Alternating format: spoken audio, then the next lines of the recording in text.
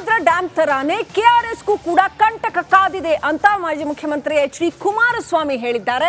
Stop gate ಅಳವಡಿಕೆ ಮಾಡಿಲ್ಲ KRS ನಲ್ಲಿ, ಹಾಗಾಗಿ ಅಲ್ಲೂ ಕೂಡ ಅಪಾಯ ಕಾದಿದೆ ಅಂತ. ಹಾಗೇನೆ ಟಿಬಿ ಡ್ಯಾಂ ನಲ್ಲೂ ಕೂಡ ಸ್ಟಾಪ್ ಗೇಟ್ ಅಳವಡಿಕೆ ಮಾಡಿಲ್ಲ, ಅದಕ್ಕಾಗಿ ನೀರು ನಿಲ್ಲಿಸೋದಕ್ಕೆ ಸಾಧ್ಯ ಆಗಿಲ್ಲ ಅಂತ ಎಚ್ಡಿಕೆ ಹೇಳಿದ್ದಾರೆ.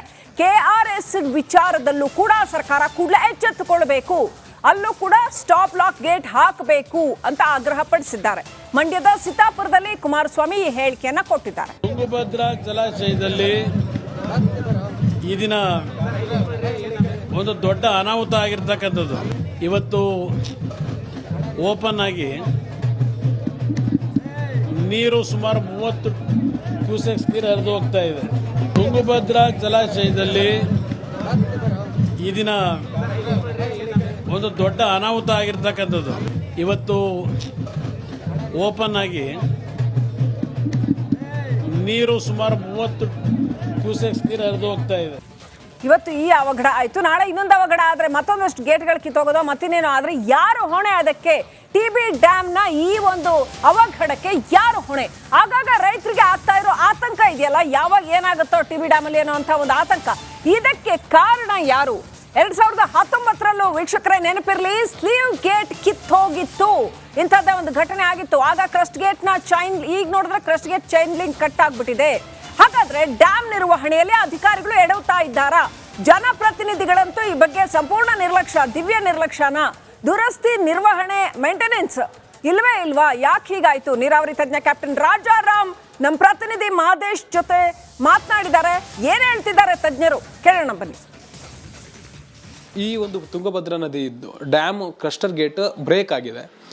ಆ್ಯಕ್ಚುಲಿ ಅಧಿಕಾರಿಗಳು ಅವಾಗವಾಗ ಅದನ್ನು ಪರಿಶೀಲನೆ ಮಾಡೋದು ಅವರ ಒಂದು ಕರ್ತವ್ಯ ಇರುತ್ತೆ. ಜೊತೆಗೆ 2019ರಲ್ಲೂ ಕೂಡ ಒಂದು ಗೇಟ್ ಬ್ರೇಕ್ ಆಗಿತ್ತಂತೆ. ಅದಾದಮೇಲೂ ಕೂಡ ಈ ಒಂದು ಗೇಟ್ ಈಗ ಈ ರೀತಿ ಆಗಿದೆ. ನೋಡಿ, ಇಲ್ಲಿ ನಾವು ಮೊದಲು ಗಮನಿಸಬೇಕಾದ್ದು, ಈ ಡ್ಯಾಮು ಸುಮಾರು 70 ವರ್ಷ ಆಯಸ್ಸು ಆಗೋಗಿದೆ. 54-55ರಲ್ಲಿ ಡ್ಯಾಮು ಕಂಪ್ಲೀಟಾಗಿ ನೀರು ಸ್ಟೋರ್ ಮಾಡೋಕ್ಕೆ ಶುರು ಮಾಡಿದ್ವಿ. ಸೊ ಇದು ಭಾಳ ಹಳೆಯ ಡ್ಯಾಮು. ಸೊ ಇಲ್ಲಿ ಹಾಕಿರೋ ಗೇಟು ಈಗಿರೋ ಹೊಸ ಗೇಟ್ಗಳ ಥರ ರೇಡಿಯಲ್ ಗೇಟ್ ಅಲ್ಲ, ಇದು ವರ್ಟಿಕಲ್ ಗೇಟು. ಅಂದರೆ ಕೆಳಭಾಗದಲ್ಲಿ ಕಟ್ಟಡ ಇರುತ್ತೆ, ಕಟ್ಟಡದ ಮೇಲ್ಗಡೆ ಇದು ಡ್ಯಾಮ್ ಅಂತ ಅಂದರೆ ಇದು ಕಟ್ಟಡ, ಇದು ಬೆಡ್ ಲೆವೆಲ್ಲು, ಇಲ್ಲಿ ನದಿ ನೀರು ಹರ್ಕೊಂಡು ಬರುತ್ತೆ. ಇದು ಕಟ್ಟಡದ ಮೇಲ್ಗಡೆ ಗೇಟ್ ಕೂಡಿಸಿರ್ತೀವಿ. ಇದು ಈ ಕಟ್ಟಡದೊಳಗೆ ಗ್ರೂ ಇರುತ್ತೆ, ಅದು ವರ್ಟಿಕಲ್ ಗೇಟ್ ಮೇಲೆ ಎತ್ತುತ್ತೀವಿ, ಕೆಳಗೆ ನಿಲ್ಲಿಸ್ತೀವಿ.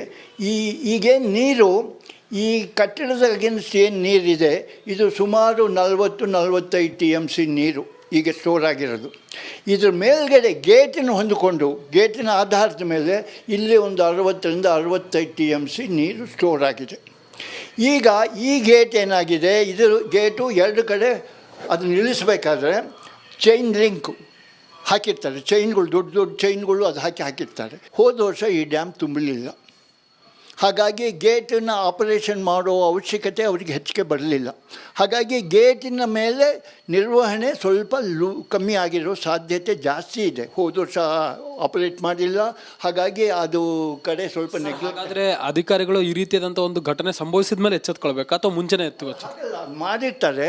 ಈಗ ಗೇಟ್ ಯಾವಾಗ ನಾವು ಗೇಟ್ ಅಗೇನ್ಸ್ಟ್ ನೀರು ಮಾಡ್ತೀವಿ, ಮಳೆ ನೀರು ಬಂದಾಗ ಫುಲ್ ನೀರು ಸ್ಟೋರ್ ಮಾಡಬೇಕಾದ್ರೆ ನಾವು ಅಲ್ಲಿವರೆಗೂ ಹಾಕ್ತೀವಿ. ಇಲ್ಲದೆ ಹೋದರೆ ಗೇಟ್ ಎತ್ತಲ್ಲ. ಯಾಕೆ ಎತ್ತಬೇಕು? ನೀರೀಗ 40 TMC ಕಮ್ಮಿ ಬಂದರೆ ಈ ಗೇಟ್ ಎತ್ತೋ ಅವಶ್ಯಕತೆ ಇಲ್ಲ. 50-60 ಬಂದಾಗ ಸ್ವಲ್ಪ ಎತ್ಕೊಂಡು ಅಷ್ಟು ಸ್ಟೋರ್ ಮಾಡ್ತೀವಿ. ಯಾಕೆಂದರೆ ಈ ನೀರು ನಾವು ಒಟ್ಟಿಗೆ ಏಕ್ದಮ್ ಮೇಲ್ವರೆಗೂ ಎತ್ಬಿಡಲ್ಲ. ನೀರು ಹೆಂಗೆ ಬರುತ್ತೋ ಹಂಗಂಗೆ ಎತ್ಕೊಂಡು ಕೆಳಗಡೆ ಮುಂದೆ ಜೂನಲ್ಲೇ ಬಂತಾ, ಜುಲೈಯಲ್ಲಿ ಬಂತಾ, ಆಗಸ್ಟಲ್ಲಿ ಬಂತಾ, ಅಥವಾ ಸೆಪ್ಟೆಂಬರ್ ಮಳೆಗಾಲ ಕೊನೆಯವರೆಗೂ ಬಂತಾ ಮಳೆ, ಅವಾಗ ನೋಡಿಕೊಂಡು ಅವಾಗ ಮೇಲ್ಗಡೆವರೆಗೂ FRLವರೆಗೂ ತುಂಬಿಸ್ತೀವಿ.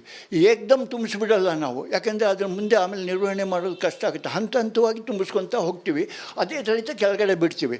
ಈಗೇನು ನೀವುಗಳು ಏನು ಹೇಳಿದರೆ, ಈಗ ಮುಂದೆ ನಮಗೆ ಇದನ್ನು ಈಗೇನಾಗಿದೆ, ಈ ಗೇಟ್ ರಿಪೇರಿ ಮಾಡಬೇಕು. ಇದು ಮಿಕ್ಕಿದ ಗೇಟ್ಗಳು ಚೆನ್ನಾಗೇ ಇವೆ, ಇದೊಂದೇ ರಿಪೇರ್ ಮಾಡಬೇಕಾದ್ರೂ ಇದನ್ನು ಈ ಹೋಲ್ ಟ್ಯಾಂಕ್ ನೀರು ಇಲ್ಲಿವರೆಗೂ ಬರಬೇಕು, ಇದ್ರ ಕೆಳಗೆ ಹೋಗಬೇಕು. ಇಲ್ಲದೆ ಹೋದರೆ ಇಲ್ಲಿ ರಿಪೇರಿ ಮಾಡಲಿಕ್ಕೆ ಆಗಲ್ಲ, ಅಲ್ಲಿ ಹೋಗ್ಲಿಕ್ಕೂ ಆಗಲ್ಲ. ಹಾಗಾಗಿ ನೀರನ್ನ ಈ ವರ್ಷ ಖಾಲಿ ಮಾಡಲೇಬೇಕು. 65 TMC ಏನು ಎಕ್ಸ್ಟ್ರಾ ಇದೆ ಅಂತ ಹೇಳ್ತಾ ಇದ್ದಾರೆ, ಅಷ್ಟು ನೀರು ಕೆಳಗಡೆ ಹೋಗಬೇಕು. ವಿಡಿಯೋ ಜರ್ನಲಿಸ್ಟ್ ಮಹೇಶ್ ಜೊತೆ ಮಾದೇಶ್, ರಿಪಬ್ಲಿಕ್ ಕನ್ನಡ, ಬೆಂಗಳೂರು. ನಮಗೆ ಇನ್ನೂ ಟೈಮ್ ಬೇಕು ಅಂತಕ್ಕಂಥ ಮಾಹಿತಿಯನ್ನು ಹೇಳಿದ್ದಾರೆ. ಅವರು ಆಂತರಿಕವಾಗಿ ಒಂದು ಸಭೆಯನ್ನ ಮಾಡ್ತಾರೆ. ಸಭೆಯನ್ನ ಮಾಡಿದ ಬಳಿಕ ನಾನೀಗ ಎಲ್ಲ ಮಾಹಿತಿಯನ್ನ ತಗೊಂಡಿದ್ದೇನೆ, ಅದನ್ನ CM ಅವರ ಗಮನಕ್ಕೆ ತರ್ತೇನೆ ಅಂತಕ್ಕಂಥ ಮಾತನ್ನು ಕೂಡ ಅವರು ಹೇಳಿರ್ತಕ್ಕಂಥದ್ದು. ಸದ್ಯಕ್ಕೆ ಮೇಲ್ನೋಟಕ್ಕೆ ಇದ್ರ ಬಗ್ಗೆ ಎಲ್ಲ ಇನ್ನೊಂದಿಷ್ಟು ಮಾಹಿತಿಯನ್ನ ತಗತೀವಿ ಅಂತಕ್ಕಂಥ ಮಾತನ್ನ ಹೇಳಿರ್ತಕ್ಕಂಥದ್ದು. ಮೇಲ್ನೋಟಕ್ಕೆ ಇದು ನಿರ್ಲಕ್ಷ್ಯ ಅಂತಕ್ಕಂಥ ಮಾಹಿತಿಯನ್ನ ಅವರಿಗೆ ಸಂಬಂಧಪಟ್ಟಂತಹ ಅಧಿಕಾರಿಗಳು, ಮೇಲಧಿಕಾರಿಗಳು ಕೊಟ್ಟಿದ್ದಾರೆ ಅಂತಕ್ಕಂಥ ಮಾಹಿತಿ ಸದ್ಯಕ್ಕೆ ಇರ್ತಕ್ಕಂಥದ್ದು. Shrilakshmi, thank you Suresh Chauhan ಡೀಟೇಲ್ಸ್ಗಾಗಿ.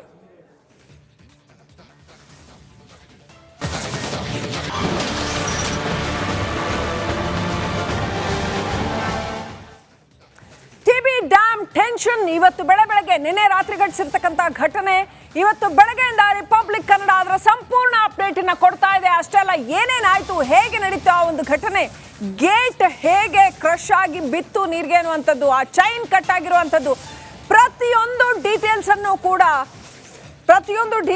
ಕೂಡ ಘಟನಾ ಸ್ಥಳದಿಂದ ರಿಪಬ್ಲಿಕ್ ಕನ್ನಡ ಎಕ್ಸ್ಕ್ಲೂಸಿವ್ ಆಗಿ ರಿಪೋರ್ಟ್ ಮಾಡಿದೆ. ಗ್ರೌಂಡ್ ಝೀರೋ ರಿಪೋರ್ಟ್, ಏನಾಗಿದೆ ಅಲ್ಲಿ ಡ್ಯಾಮ್ ಮೇಲೆ ಅನ್ನುವಂಥದ್ದನ್ನ ನೇರವಾಗಿ ನಿಮಗೆ ತಲುಪಿಸುವಂತ ಕೆಲಸವನ್ನ ರಿಪಬ್ಲಿಕ್ ಕನ್ನಡ ಮಾಡಿದೆ. ತುಂಗಭದ್ರಾ ಜಲಾಶಯದ ಕ್ರಸ್ಟ್ ಗೇಟ್ ನಂಬರ್ 19ರಲ್ಲಿ ಚೈನ್ ಲಿಂಕ್ ಕಟ್ ಆಗಿ ಏನಂತಂದ್ರೆ ಸಾಕಷ್ಟು ಪ್ರಮಾಣದಲ್ಲಿ ನೀರು ಆ ನದಿಗೆ ಹೋಗ್ತಾ ಇದೆ. ಸದ್ಯ ಏನಂತಂದ್ರೆ ನಾನು ಈ ಕಟ್ ಆಗಿರುವಂಥ ಏನು ಕ್ರಸ್ಟ್ ಗೇಟ್ ಇದೆ ಇದರ ಮುಂದೆ ಇಲ್ಲಿರುವಂಥ ದೃಶ್ಯಗಳನ್ನು ನಿಮಗೆ ತೋರಿಸ್ತಾ ಇದ್ದೀನಿ. ಇದು ಕ್ರಸ್ಟ್ ಗೇಟ್ ನಂಬರ್ 19. ಇದು ಈ ಒಂದು ಗೇಟ್ನಿಂದನೇ ನಿನ್ನೆ ರಾತ್ರಿ ಏನಂತಂದ್ರೆ ಈ ಒಂದು ಚೈನ್ ಲಿಂಕ್ ಕಟ್ ಆಗಿ ಇಲ್ಲಿಂದ ಏನಂದ್ರೆ ಅಪಾರ ಪ್ರಮಾಣದ ನೀರು ಹೊರ ಹೋಗ್ತಾ ಇದೆ. ಈಗಾಗಲೇ ಏನಂತಂದ್ರೆ ನೀವು ದೃಶ್ಯಗಳಲ್ಲೂ ಕೂಡ ನೋಡ್ತಾ ಇರ್ಬೋದು, ಏನು ಕಟ್ ಆಗಿರುವಂಥ ಏನು ಚೈನ್ ಲಿಂಕ್ ಏನಿದೆ ಇದೇ ಒಂದು ಆ ಚೈನ್ ಲಿಂಕ್ ಅಂತ ಹೇಳ್ಬೋದು. ಇದ್ರ ಕೆಳಗಡೆ ಏನು ಕ್ರಸ್ಟ್ ಗೇಟ್ ಇತ್ತು, ನೀರಿನ ಪ್ರಮಾಣ ಏನು ಜಾಸ್ತಿ ಆಗ್ತಾನೆ ಬಂತು. ಈ ನೀರಿನ ಪ್ರೆಷರ್ಗೆ ಈ ಒಂದು ಚೈನ್ ಲಿಂಕ್ ಏನಿದೆ ಇದು ಕಟ್ ಆಗಿದೆ. ನಿನ್ನೆ ರಾತ್ರಿ ಸುಮಾರು 10:30ರಿಂದ 11 ಗಂಟೆ ಸುಮಾರಿಗೆ ಈ ಒಂದು ಕ್ರಸ್ಟ್ ಗೇಟ್ ಓಪನ್ ಆಗಿದ್ದು ಅಪಾರ ಪ್ರಮಾಣದಲ್ಲಿ ಈ ನೀರು ಇಲ್ಲಿಂದ ಹೋಗ್ತಾ ಇದೆ. ಇದು ಒಂದೇ ಒಂದು ಕ್ರಸ್ಟ್ ಗೇಟಿಂದಲೇ ಸುಮಾರು ಏನು 35,000 ಕ್ಯೂಸೆಕ್ ನೀರು ಹೊರ ಹೋಗ್ತಾ ಇದೆ. ಈಗಾಗಲೇ ಡ್ಯಾಮ್ನಲ್ಲಿ 105 TMC ನೀರು ಸಂಪೂರ್ಣವಾಗಿ ಭರ್ತಿಯಾಗಿತ್ತು. ಇನ್ನೇನು ಅಂದರೆ 13ನೇ ತಾರೀಕು, ಇದೇ ತಿಂಗಳು 13ನೇ ತಾರೀಕು CM ಅವರು ಕೂಡ ಇಲ್ಲಿ ಆಗಮಿಸಿ ಒಂದು ಬಾಗಿನವನ್ನು ಅರ್ಪಿಸುವಂಥ ಒಂದು ಕಾರ್ಯಕ್ರಮ ಕೂಡ ಇತ್ತು. ಆದರೆ ನಿನ್ನೆ ರಾತ್ರಿ ಏಕಾಏಕಿ ಈ ಒಂದು ಚೈನ್ ಲಿಂಕ್ ಕಟ್ ಆಗಿರೋದ್ರಿಂದ ಸಾಕಷ್ಟು ಪ್ರಮಾಣದ ನೀರು ನದಿಗೆ ಹೋಗ್ತಾ ಇದೆ. ಈಗಾಗಲೇ ಏನಂತಂದರೆ ನದಿಗೆ ಏನು ಈ ಒಂದು ಗೇಟನ್ನು ವಾಪಸ್ ದುರಸ್ತಿ ಮಾಡಬೇಕಂದ್ರೆ ಸುಮಾರು 60 TMC ನೀರನ್ನು ಖಾಲಿ ಮಾಡಬೇಕು ಅನ್ನುವಂಥ ಒಂದು ಮಾತನ್ನು ಇಲ್ಲಿರುವಂಥ ಅಧಿಕಾರಿಗಳು ಹೇಳ್ತಾ ಇದ್ದಾರೆ. ಈಗಾಗಲೇ DCM ಅವರು ಕೂಡ ಇಲ್ಲಿ ಒಂದು ಭೇಟಿಯನ್ನು ನೀಡಿ ಇದ್ರ ಬಗ್ಗೆ ಒಂದು ಏನಂತಂದರೆ ಈಗಾಗಲೇ ಅಧಿಕಾರಿಗಳಿಂದ ಮಾಹಿತಿಯನ್ನು ಕೂಡ ಪಡೆದುಕೊಂಡಿದ್ದಾರೆ. ಸುಮಾರು ಏನು 60 TMC ನೀರನ್ನು ಇಲ್ಲಿಂದ ಖಾಲಿ ಮಾಡಬೇಕಂತಂದರೆ ಪ್ರತಿನಿತ್ಯ 2 ಲಕ್ಷ ಕ್ಯೂಸೆಕ್ ನೀರನ್ನು ನದಿಗೆ ಬಿಡಬೇಕಾಗುತ್ತೆ. ಒಂದು ದಿವಸಕ್ಕೆ 2 ಲಕ್ಷ ಕ್ಯೂಸೆಕ್ ನೀರನ್ನು ನದಿಗೆ ಬಿಟ್ಟರೆ ಸುಮಾರು ಏನಂತಂದರೆ ನದಿ ಪಾತ್ರದಲ್ಲಿರುವಂಥ ಸಾಕಷ್ಟು ಹಳ್ಳಿಗಳಿರ್ಬೋದು, ಜಮೀನುಗಳಿರ್ಬೋದು ಕೂಡ ಇವೆಲ್ಲವಕ್ಕೂ ಕೂಡ ಏನಂತಂದರೆ ಪ್ರವಾಹದ ಭೀತಿ ಎದುರಾಗಿದೆ. ಇವತ್ತಿಗೂ ಅಂದರೆ ಈಗ ಸದ್ಯಕ್ಕೆ 1 ಲಕ್ಷ ಕ್ಯೂಸೆಕ್ ನೀರನ್ನು ನದಿಯಿಂದ ಹೊರಗಡೆ ಬಿಡಲಾಗ್ತಾ ಇದೆ. ಇದರಿಂದ ಈಗಾಗಲೇ ನದಿ ಪಾತ್ರದಲ್ಲಿ ಸಾಕಷ್ಟು ಏನಂತಾರೆ ಮುನ್ನೆಚ್ಚರಿಕೆ ಕ್ರಮಗಳನ್ನು ಕೂಡ ಜಿಲ್ಲಾಡಳಿತ ಮತ್ತು ಡ್ಯಾಮ್ ಅಧಿಕಾರಿಗಳು ಕೈಗೊಂಡಿದ್ದಾರೆ.